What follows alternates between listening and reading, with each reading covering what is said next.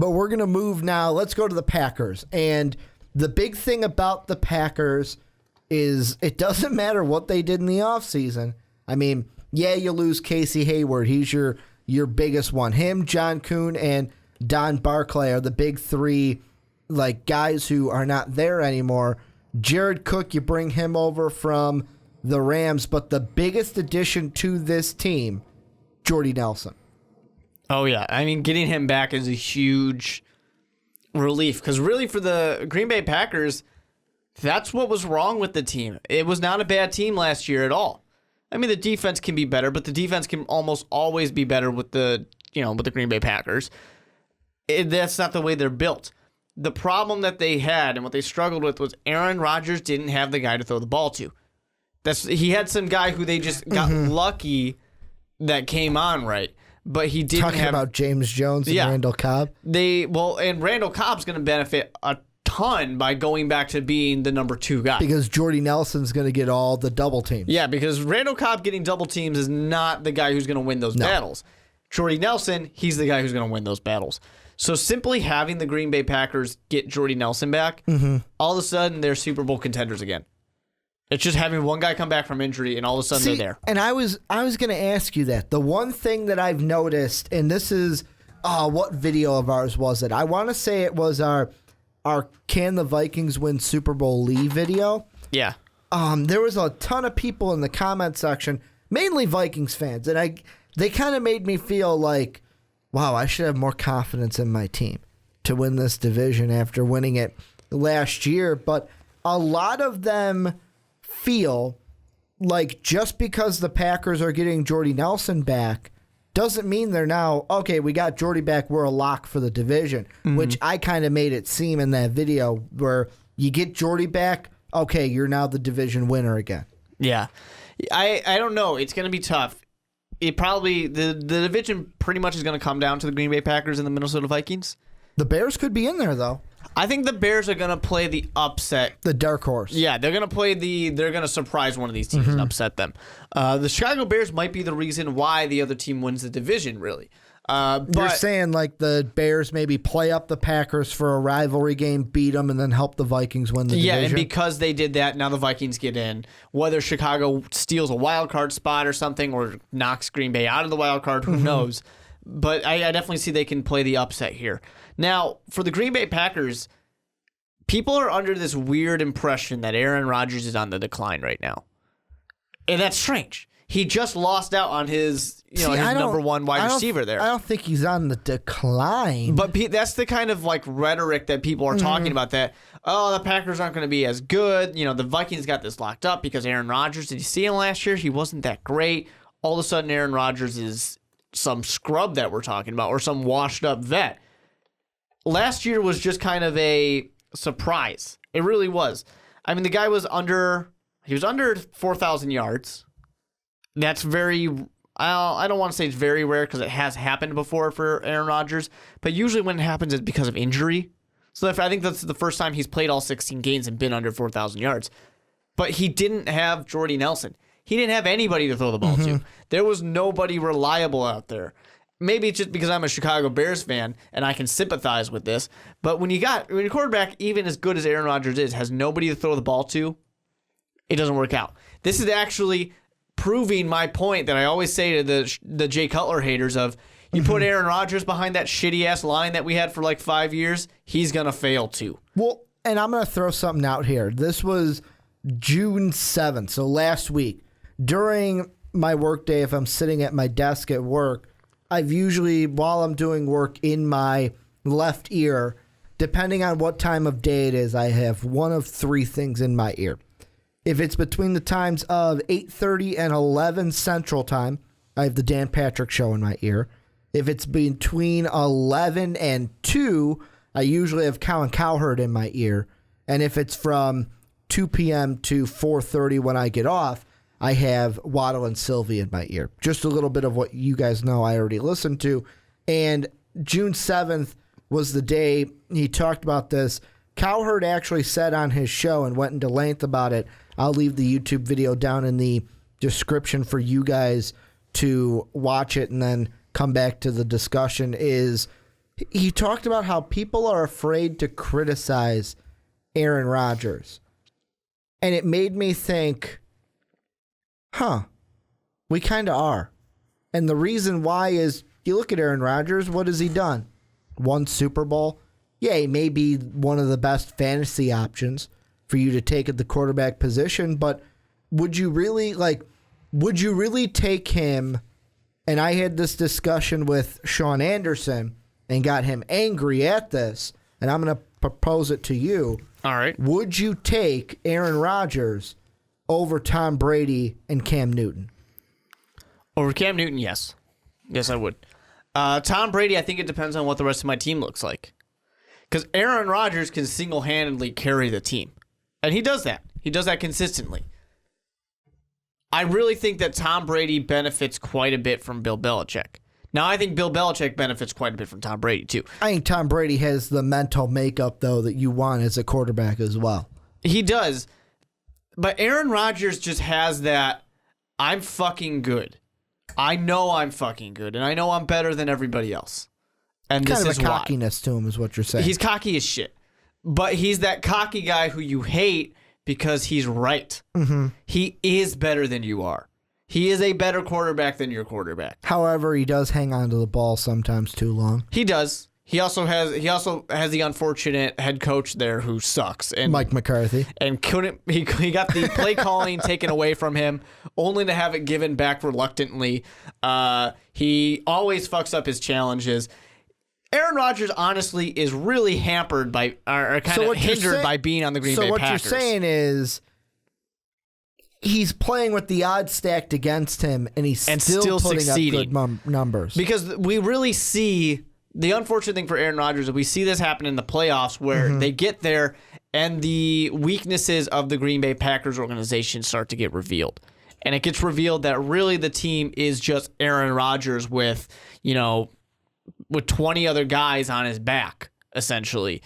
Or 21 other guys on the back, whatever, trying to get in there and trying to win. He is carrying everybody. Do you imagine how deadly Aaron Rodgers would be on the New England Patriots, on the Seattle Seahawks, on last year's Denver Broncos? He would win every year. And by he, I mean the team, of course. If Aaron Rodgers... And, Green Bay Packers fans are probably pissed off at me because people always undervalue the actual team that is the Green Bay Packers. But Aaron Rodgers is the single best quarterback in the NFL when it comes to just pure talent. The only guy who might give him a run for his money is Andrew Luck. Only guy on pure talent that might give him the run for his money. But he just doesn't always have that team around him that some of these other guys have. If he had one of those, it'd be an absolute dynasty. I would hate my life because the Green Bay Packers would consistently win the Super Bowl. And I already hated seeing it, a few years ago when he, unfortunately, managed to beat the Pittsburgh Steelers. I was actually going to throw that out there. I'm going to throw this statement out there and have you run with it. You can say, and Packer fans are probably sitting there, he's won a Super Bowl. He did? He's won a Super Bowl. However, and yes, you're going to hear this out of my mouth because we all know how I feel about the man Jay Cutler, but if Cutler doesn't get injured, does Rodgers win that Super Bowl? Probably not because he doesn't get past the Bears. I don't know. I'm not saying the Bears would have beat the Steelers, but if Jay doesn't get injured, that game's completely different, and the Bears probably win that at home. It's possible. It definitely is possible. But the Chicago Bears also lost to the Green Bay Packers in Week 16 of that season, or Week 17 of that season. The Bears are the reason why the Packers were there initially.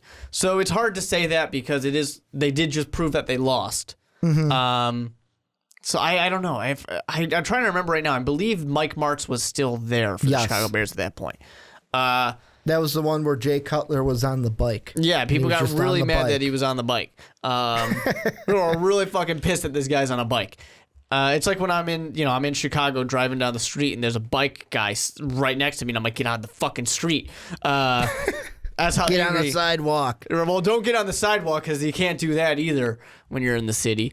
But there's a bike lane. Yeah. Stay in the damn bike lane. Sorry, I'm from the suburbs. I only know about get off my lawn, man. Yeah, if you can't tell, guys on bikes really piss people off. So yeah, everyone was really mad at Jay Cutler for that one. But yeah, I mean, the Chicago Bears definitely would have gave the Green Bay Packers more of a run for their money, but it was a rough start for the Bears, so I don't want to give them that game. Aaron Rodgers, like I said, he is the best, most talented quarterback in the NFL. He's what makes the Green Bay Packers go. Exactly. The Green Bay Packers have good parts. They don't have a good defense. But they are not a complete team in the way that some of these other teams have been, that we've been seeing. Teams that have been a complete team, the Denver Broncos, that's why they won. They carried their quarterback in there. You know, the New England Patriots always perform better than the actual players on that roster are. It just scares me to think about what would happen if Aaron Rodgers was on a better team. What about one of the last things I'll ask you about the Packers? Looking at their defense, because we talked about Aaron Rodgers enough. Looking at their defense, Clay Matthews is now going to move back out to the outside, I believe. Is this going to make their defense any better? Because the way I see it, this is going to be the Achilles heel for this team, is their defense. However, the good thing for them is the Lions' offense probably isn't going to be anything to give them trouble because Megatron's not there anymore, and the Lions are just going to be figuring out what to do at the wide receiver position. The Bears might be able to give them a run for their money, and the Vikings, I mean, the thing about the Vikings is I think they're going to be a good team, but Teddy Bridgewater at the moment probably isn't the guy that strikes fear into the defense. So although this defense may be weak, are they going to be better with Matthews on the outside, and can they be good enough to be good for this team? I do want to say one thing for the Green Bay Packers defense is they're not really as bad as we were making them seem last year. Average. Yeah, they're very bland. middle of the pack. They're vanilla. So I don't necessarily know that one change like this is really going to make them that much better. I think it probably makes them more solid in being vanilla. Exactly. I think it would make them, they're still not going to be a top 10 defense. But it's like you're adding a little cocoa into your vanilla. Yeah, their ranking last year in just total defense was 15. Mm-hmm. So like we're saying, just straight, basically middle of the pack. They might move up to like 13 or something like that. They might move up a little bit when it comes to just total, defensive rankings. I don't think it really does that much for them. The Green Bay Packers, unfortunately, I don't necessarily want to say unfortunately, they don't make very many moves in the offseason. They pretty much go all by draft. They did draft a defensive tackle in the first round, hoping that that's going to help. But then, got a couple linebackers too, so they're going for that depth. They got to be better. I just don't think it's going to be a huge splash that's making them better. No, I think that this defense, all they have to do is contain the Lions, compete with the Bears, and then hope that Teddy Bridgewater doesn't make too much of a step forward to be that much dominant over you. I think this defense can help them to at least splits over the Vikings and the Bears and help them win both games against the Lions in the end. But let's move on to the division winners. My Skull Vikings, the Purple People Eaters, are back because the defense led this team last year with, we should have been in the divisional round, but I'm not going to talk about that because it was one play. And like Mike Zimmer's been telling this team, last year is last year, baby. We are on to 2016, and just going over some of the free agent moves, the biggest loss for this team is Mike Wallace. Who cares? Get out of town. You also have Robert Blanton, which would be another one, which whatever. It's a loss that we can handle. Some of the guys coming in, Michael Griffin from Tennessee. We got Alex Boone, the guard, coming in from the 49ers. Travis Lewis, linebacker from Detroit. I think we hit some home runs in the draft. We got, arguably to me, the wide receiver I wanted, the best guy I liked in Laquan Treadwell. We get a first-round caliber talent in the second round in Mackenzie Alexander, and then we get Kendall Brothers in the fifth round, a guy that I had going as early as the third, but maybe into the fourth. And this team, this Vikings team, coming in, maybe it's because I'm a Vikings fan, Mark, but this is the team to beat in this division. Like, we should have the confidence coming in from winning the division last year. We should have this defense should be ready to go. Harrison Smith got a new contract that's basically going to set the bar for contracts for safeties. The only thing that's going to hinge on this season being a success or not a success is Teddy Bridgewater. Can you make the improvements needed in year 3 to get this team over the edge? We got to the playoffs last year. Now we need to make our run. It's kind of like, the way I see it is kind of like, I can't remember where I heard it, but I heard it about your Bears. I think it was Tom Waddle said this, where he goes, this season is just going to be that season of, okay, just see what we got, and then it's next year. 2017 is the year where Bears Super Bowl. You can honestly start talking about it. This is that year. This is that 2017 for the Vikings. We got here last year. Now let's make a run in the playoffs to where we could maybe go to Super Bowl elite.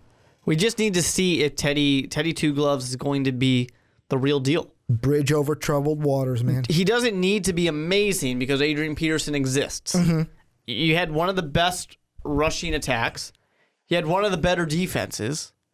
The thing that hurt you was having one of the worst passing attacks. Literally, like the second worst passing attack. You get a guy like Laquan Treadwell out there. That helps. All of a sudden, you get a guy like Bowringer too. Bowringer helps too. Yeah, exactly. You get your weapons for Teddy Bridgewater to throw the ball to. Adrian Peterson's still there, so people are still scared of what you can do running the ball. That's just going to make the guy look so much better. As long as he doesn't mess it up. You know, Teddy Bridgewater has to just not fuck up. And there's no reason why the Minnesota Vikings aren't walking their way, walking away with the division, but walking their way towards a Super Bowl, probably getting stopped right at the AFC or NFC Championship game. You know, by who? Ricky. Let's not give it all away. And here's the thing that I think, and we're going to get through all these divisions, but another thing that makes this year kind of like the Vikings year is I look at the NFC East, and I know we'll get to them. The East is actually the last 2 divisions we're hitting this year, but the Cowboys, they're the team to beat in that division for me as of right now. I don't think Kirk Cousins is going to be as good as he was last year. Money talks. He's going to be, all that's going to his head. The Giants are going to be better. The Eagles are going to suck. The South is going to be basically maybe the Panthers again, maybe the Saints. The Seahawks have taken a step back with losing beast mode. This is a team where all we have to do is improve the passing game, because you talked about us being one of the worst passing offenses in the league. How bad were we? We averaged 183 passing yards a game, which was 31st. And do you know the only team that averaged less passing yards than us? I don't, but it's going to be funny. Los Angeles. Well, yep. St. Louis at the time. Who just drafted, the best. And they had option. And they had 175. The team that was just above us in Kansas City was averaging 203. They had a good 20 more yards per game passing than us. And I look at the touchdowns for last season through the air, only 14. The team right behind us, the only team behind us, LA. The one good thing, though, for the Vikings were our interception numbers.